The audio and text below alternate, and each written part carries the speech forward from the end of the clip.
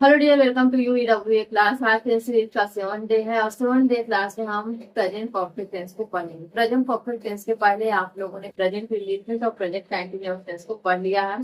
Present indefinite जब आप लोग पढ़ रहे थे वहां पे आप लोगों को यस और यस देखने को मिला था और उसकी हेल्पिंग वर्ब आपको मिली थी डू या फिर डल, ठीक है। और जब आप लोग कंटिन्यूअस टेंस पढ़ रहे थे, कंटिन्यूअस टेंस में आपको हेल्पिंग वर्ब मिली थी इज, आई एम, आर और वर्ब के फर्स्ट फॉर्म के साथ आई एन जी। आप कोई भी टेस्ट पढ़ोगे अगर वो कंटिन्यूअस है तो इसको वर्ब के फर्स्ट फॉर्म के साथ आई एन जी लगना ही लगना है, ठीक है। क्यों? क्योंकि ये निरंतर काम होने को बताता है। तो आज की क्लास में आप प्रेजेंट परफेक्ट को पढ़ोगे और प्रेजेंट परफेक्ट टेंस में आपको लिखने को मिलेगी हैज और हैज। अब इसका यूज हम किसके साथ करेंगे और किसके साथ नहीं करेंगे ये तो हम आपको आगे क्लास में बताएंगे। उसके पहले हम आपको ये बताते हैं प्रेजेंट परफेक्ट टेंस की हम पहचान किस तरीके से करते हैं।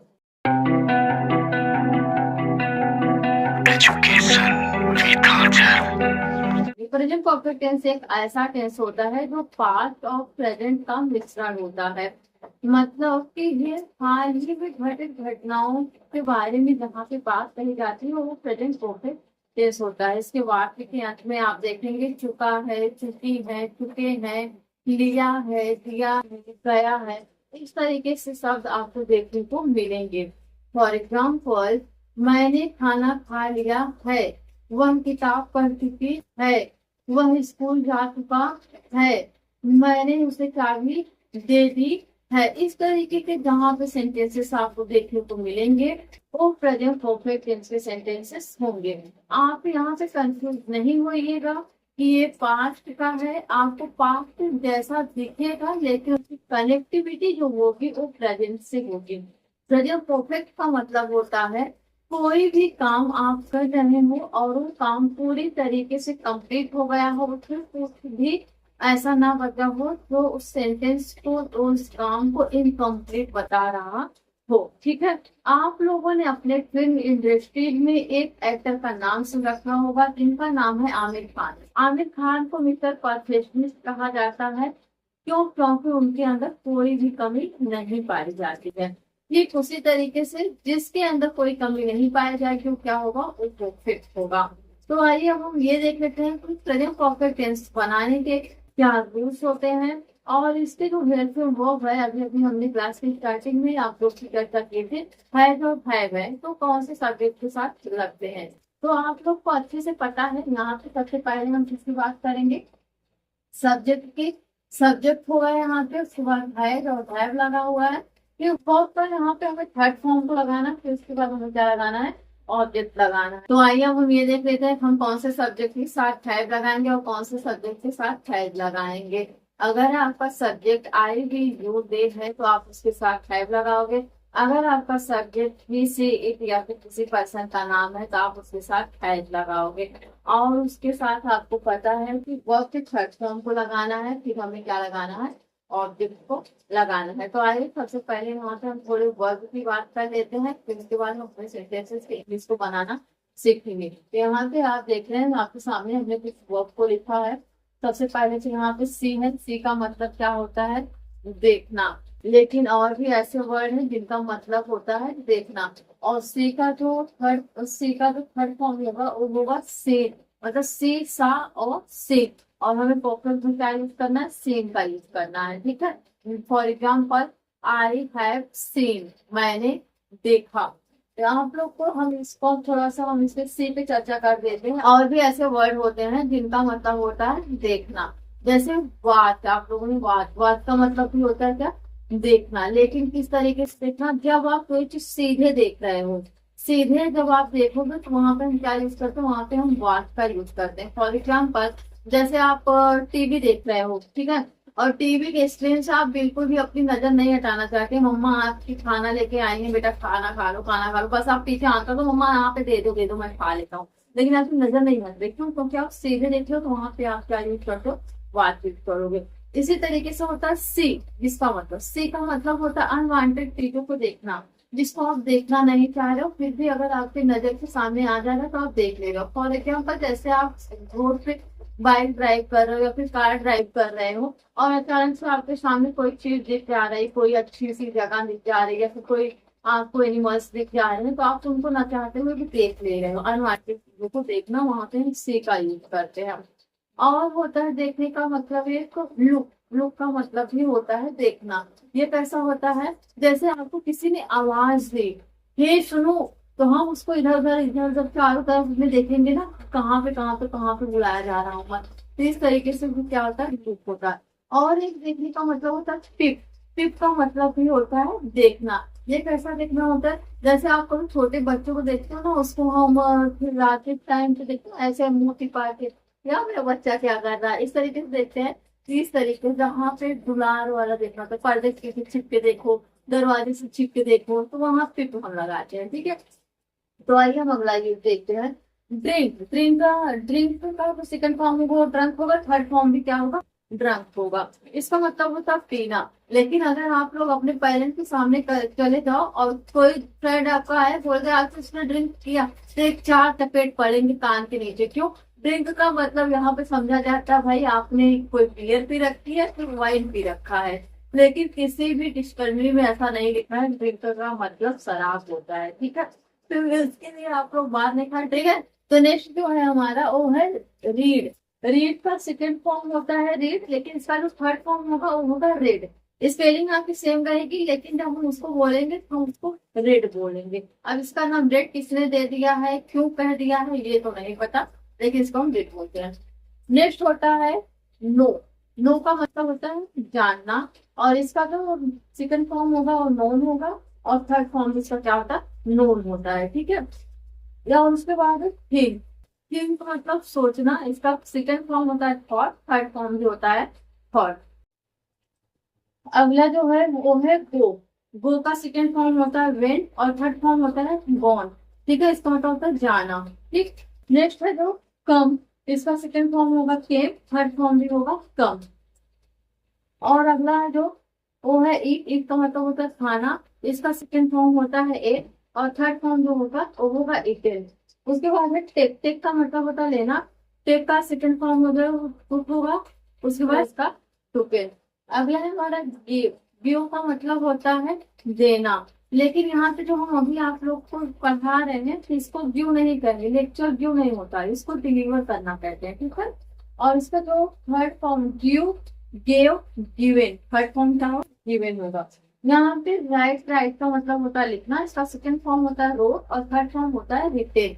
और उसी तरीके से स्पीक है, इसका सेकंड फॉर्म होगा स्पोक, और थर्ड फॉर्म होगा स्पोकन। उसके बाद मेक है, मेक का मतलब होता है बनाना, इसका सेकंड फॉर्म होगा मेड, और थर्ड फॉर्म भी होगा क्या, मेड। नेक्स्ट है डू। डू का मतलब होता है करना, सेकंड फॉर्म डीड होगा, और थर्ड फॉर्म उसका डन होगा। उसी तरीके से यहाँ पे हैव है, हैव का सेकंड फॉर्म भी हैड होता है, थर्ड फॉर्म भी क्या होता है, हैड होता है। तो ये है आपके कुछ वर्क। अगर आप लोगों ने इसके फॉर्म्स को तैयार कर लिए हो तो आप लोगों को इंग्लिश ट्रांसलेट करने में कोई भी दिक्कत नहीं होगी प्रेजेंट परफेक्ट टेंस में। ठीक है, फॉर एग्जाम्पल मैंने देख लिया, आई हैव सीन। मैंने पी लिया, आई हैव ड्रंक।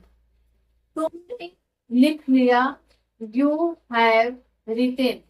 तुमने पढ़ लिया, यू हैव रेड। वह चला गया, ही हैड गॉन। वह चली गई, शी हैड गॉन। राम खा लिया, राम हैड इटेन। राम पढ़ लिया, राम हैड रेड। तरीके से आप जितना चाहे उतने सेंटेंसेस को अपने डेली यूज में शामिल करिए, और उनके इंग्लिश को आप बहुत आसान से बना सकते हैं, क्योंकि आपको रोज पता है सब्जेक्ट लगाना है, हमें हेल्पिंग वर्ब लगानी है, और उसके बाद हमें वर्ब पे थर्ड फॉर्म को लगाना है। तो अब आइए हम यहाँ पे जो सेंटेंसेस यहाँ पे लिख रखे हैं एग्जाम्पल, उसको बना के देख लेते हैं। जो सबसे पहला एग्जाम्पल है वो है हमारा वह जा चुका है। इसके हम किस तरीके से बनाएंगे, हम यहाँ पे लिखेंगे सब्जेक्ट अपना सबसे पहले ही, उसके बाद ही के साथ हमें कौन सा वर्ब लगाना है, हैज लगाना है। He had gone, he had gone. ठीक है, हमें क्या लगाना था, वर्ब का थर्ड फॉर्म लगाना था, और गो विथ गॉन, और गो का थर्ड फॉर्म क्या होता है, गॉन होता है। नेक्स्ट है वे लोग जा चुके हैं। इसके लिए हम क्या लिखेंगे, दे के साथ फिर हम क्या रहेंगे, have. They have gone, they have gone. तो अगला एग्जाम्पल है वह जा चुकी है। इसके लिए क्या होगा, she has gone, he has gone. अगला है मैंने खाना खाया। आप इन सब चीजों से नहीं परेशान होइएगा कि यहाँ पे या आ रहा, यहाँ पे छुपा छुपी आ रहे थे। आपको एग्जाम्पल बताया गया है ना, दिया गया, इस तरीके से भी आपके पास शब्द आएंगे। ठीक है, इसके लिए हम लिखेंगे I have eaten, I have eaten. ठीक है, वाक्य थर्ड फॉर्म है। अगला है हमारा मैंने अभी काम पूरा किया, मैंने अभी काम पूरा किया। इसके लिए हम लिखेंगे I have just finished the work. ठीक है, बहुत ही आसान तरीके से आप इनके सारे सेंटेंसेस के इंग्लिश को बना लोगे। अगला जो है, अब हम बात करेंगे निगेटिव की। निगेटिव का मतलब होता है नकारात्मक, यानी कि जहाँ पे चीजों को मना किया जाए। यहाँ पे हमें कुछ भी नहीं करना रहता, यहाँ पे भी बहुत आसानी से आप कर सकते हो। बस आपको ये ध्यान देना है कि आपको नॉट को कहाँ पे लगाना है। आप यहाँ सबसे पहले सब्जेक्ट लगाओगे, फिर आपकी हेल्पिंग वर्ब है जो हैव रहेगा, उसके तुरंत बाद आपको एनओटी यानी कि नॉट लगा देना है, प्लस में आपका वर्ब का थर्ड फॉर्म और उसके बाद ऑब्जेक्ट लगाओगे। ठीक है, तो आइए इसके इंग्लिश को हम बना के देखते हैं। मैंने नाश्ता नहीं किया, जिसकी इंग्लिश हम बनाएंगे I have not eaten breakfast, जो कि हमारा ऑब्जेक्ट है। ठीक है, अगला जो है हमारा वो है वह अपना प्रोजेक्ट नहीं पूरा किया है, इसके इंग्लिश हम बनाएंगे। सबसे पहले सब्जेक्ट लिखिए, सब्जेक्ट ही है, उसके बाद वर्ब लगाइए has, he has not finished. ठीक है, फिनिश का थर्ड फॉर्म होता है फिनिश्ड हर प्रोजेक्ट। ठीक, अगला जो सेंटेंस है वो है वे कई देशों का दौरा नहीं कर चुका है। ठीक है, इसके लिए हम लिखेंगे दे हैव नॉट ट्रेवलेड। ठीक है, ट्रेवल का थर्ड फॉर्म होगा ट्रेवलेड टू मेनी कंट्रीज। इस तरीके से आप आसानी से सारे के सेंटेंसेस इंग्लिश बना सकते हैं। अगला है हमने कहानी नहीं लिख लिया है, इसके लिए होगा we have not, we have not written the story, written the story. थोड़ी मेरी हैंड राइटिंग नहीं अच्छी है, तो आप लोग इसको थोड़ा कॉपरेट करिएगा, समझने की कोशिश करिएगा। अगला है वह फ्रेंच नहीं सीख चुका है, जिसके लिए हम लिखेंगे we have not learned to French.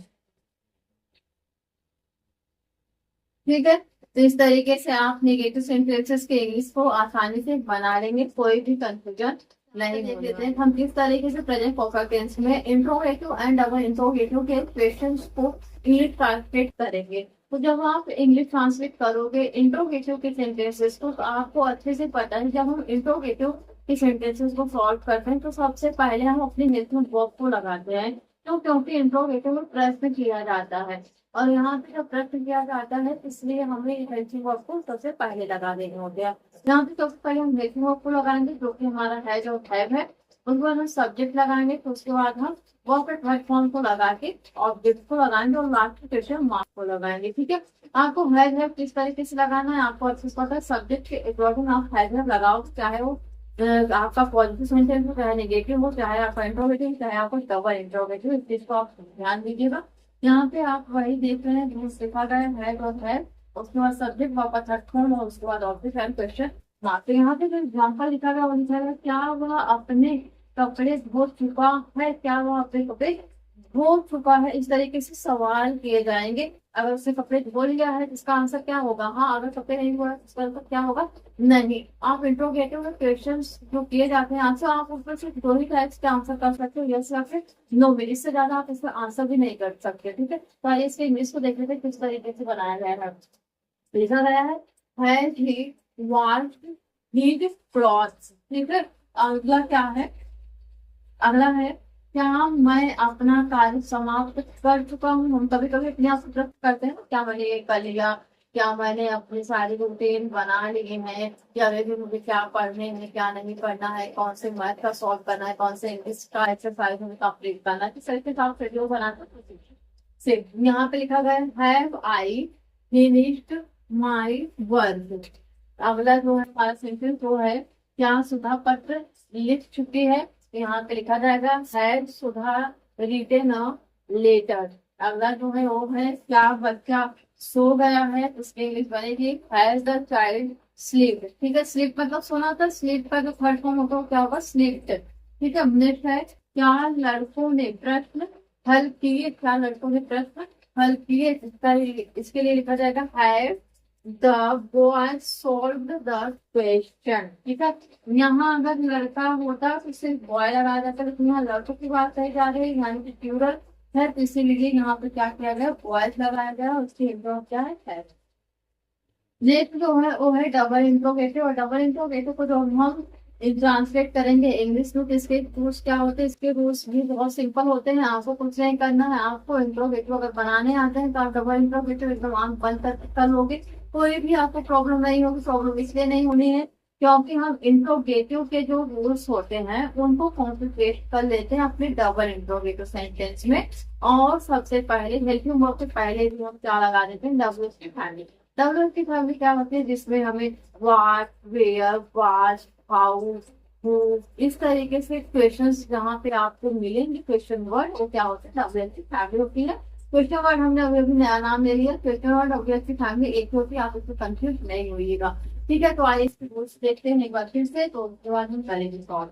यहाँ पे डब्ल्यू की फैमिली लिखी गई है और है लिखा गया सब्जेक्ट और प्लेटफॉर्म और ऑब्जेक्ट और सेक्शन मासा। आपको यहाँ एक चीज बहुत अच्छे से अपने दिमाग में ये बैठानी है और ये है कि आप जब यहाँ पे हेल्पिंग वर्ब लगा रहे होंगे तो आप इस चीज का विशेष ध्यान दीजिएगा कि आपका सब्जेक्ट क्या है। आप अपने सब्जेक्ट को अच्छे से एक बार पहचानिए और फिर उसके अकॉर्डिंग आप अपने हेल्पिंग वर्ब को लगाइए। ठीक है, ये नहीं कि आप जल्दबाजी में हड़बड़ी में कुछ भी किसी के साथ ही के साथ फैब लगा दे रहे हैं, के साथ फैब लगा दे रहे हैं, तो ऐसा नहीं करिएगा। यहाँ पे थोड़ा अपने आप को रिलैक्स करके तभी सॉल्व करिए, तो अक्सर क्या होती है हड़बड़ाहट में ऐसी गलतियां हो जाती हैं।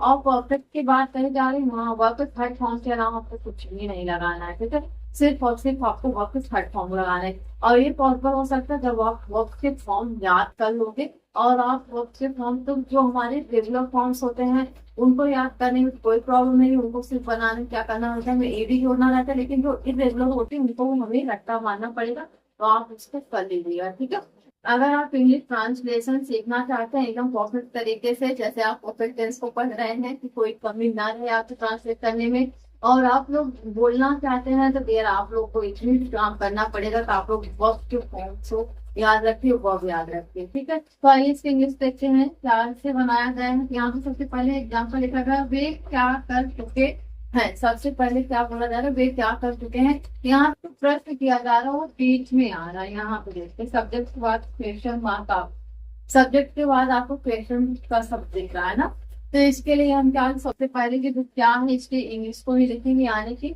डब्ल्यू की फैमिली। तो यहाँ पे हमने लिख दिया वाट, उसके बाद हैव दे डन। ठीक है, तो आप यहाँ पे क्या के लिए वाट लिख दिया गया, क्वेश्चन वर्ड जो कि हमारा है। यहाँ पे हेल्पिंग ऑफ हैव लिखी गई है, क्यों, क्योंकि जो हमारा सब्जेक्ट है ये सब्जेक्ट हमारा प्लूरल है, यानी कि वे की बात कही जा रही दे, तो इनके साथ क्या हम लगाते हैं, इनके साथ हम हैव लगाते हैं। ठीक है, और यहाँ पे लिखा गया है डन। डन क्या मतलब डू डिड डन, डू का थर्ड फॉर्म होता है डन, हमने इसको लगा दिया, लास्ट में क्या दिया क्वेश्चन मार्क को लगा दिया।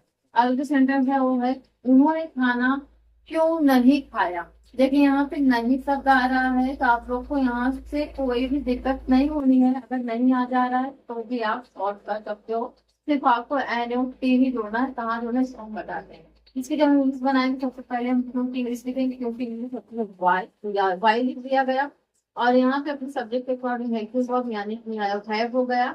व्हाई हैव दे नॉट लिखना है, ठीक है, नॉट ईटन द फूड। ठीक है, अब अगला जो है वो क्या है, वो है हमने उसकी मदद क्यों की, हमने उसकी मदद क्यों की। इसकी इंग्लिश बन रही है why have we helped to him. Help का थर्ड फॉर्म क्या होता है, हेल्प होता है। ठीक है, नेक्स्ट है बच्चे ने क्या तोड़ा है, बच्चे ने क्या तोड़ा है, तो इसकी इंग्लिश बनेगी व्हाट है द बेबी ब्रोकन, ठीक है। तो नेक्स्ट क्या है, नेक्स्ट है हमारा, आपने कितनी किताबें पढ़ी है, आपने कितनी किताबें पढ़ी है, जिसको आप ट्रांसलेट करोगे, how many books have you read, how many books have you read. तो आप बहुत ही आसान तरीके से प्रेजेंट परफेक्ट टेंस में उनके positive sentence, negative sentence, interrogative and double interrogative sentences को बना लोगे। बस आपको यहाँ पे एक चीज नोट करना है कि आपको हैज और हैव कौन से सब्जेक्ट के साथ लगाना है, और वर्ब के लिए आपको आंख बंद करके लगाना है, कुछ सोचना ही नहीं है कि वर्ब इसमें हमें थर्ड फॉर्म में लगाना है, सबके साथ लगाना है, ठीक है। इसके लिए कोई झंझट है नहीं। तो अब चलिए हम ये देख लेते हैं कि हम इनका यूज कहाँ कहाँ पे करते हैं, सबसे इम्पोर्टेंट होता है। तो सबसे पहला यूज हम करते हैं when the exact time of the action is not important, जब हमें किसी कार्रवाई का सही समय नहीं पता होता है या फिर उसका महत्व नहीं होता है, तो जगह पे भी हम प्रेजेंट परफेक्ट का यूज करते हैं। For example, I have travelled to Japan, मैंने जापान का यात्रा किया, मैंने जापान का यात्रा किया। इसी तरीके से हम अगला यूज कहाँ पे करते हैं, अगला यूज हम करते हैं लाइफ एक्सपीरियंस में, यानी जहाँ पे हम अपने जीवन के अनुभव को साझा करते हैं। For example, he has never fallen on a plane, उन्होंने कभी भी हवाई जहाज नहीं उड़ाया है, उन्होंने कभी हवाई जहाज नहीं उड़ाया है, ठीक है। अगला है कंटिन्यूइंग सिचुएशन, जो जारी समय हो, जारी स्थिति को बताने के लिए हम परफेक्ट का यूज करते हैं। For example, he has lived there for 10 years, वह यहाँ 10 सालों से रह रही है। यहाँ पे क्यों क्यों जारी है, 10 साल जो है, 10 साल वो बीत गया, ठीक है, 10 साल से रह रही है, 10 साल एक समय बताया जा रहा है यहाँ पे।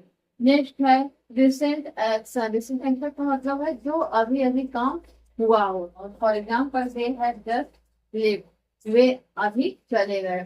और इसका यूज हम ड्यूरिंग यानी समय को बताने के लिए भी करते हैं, कि यहाँ पे देख लीजिए लिखा गया है, I have studied English for 3 years, मैंने 3 साल से इंग्लिश सीखा है।